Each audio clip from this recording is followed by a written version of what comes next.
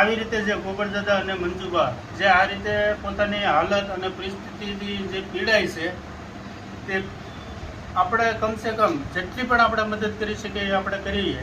તો જો તમે અમારી સંસ્થા અમારા મંડળ દ્વારા થકી જો તમે સહભાગી બનશો તો આવા કોઈ પણ પીડિત લોકો જે નિરાધાર લોકો છે તેના સુધી આપણે પહોંચી શકશું, તેને બનતી મદદ કરી શકશું.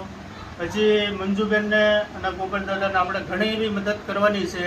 મંજુબેન ચાલી નથી શકતા તો તેને વ્હીલચેર પણ લઈ દેવાનું છે.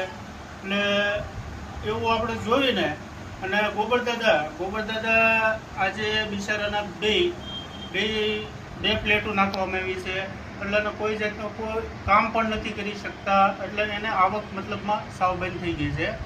તો આવો બધા સાથે મળીને આવા નિરાધાર લોકો જે નિસહાય છે, જેને કોઈ જાતની આવક નથી, એ લોકોને આપણે બધા ભેગા થઈને આપણે સૌ મદદ કરીએ, એક થઈએ અને આવા કોઈ નિરાધાર લોકો હોય તે ભૂખ્યા ન સૂઈ શકે, દવા દારૂ વગર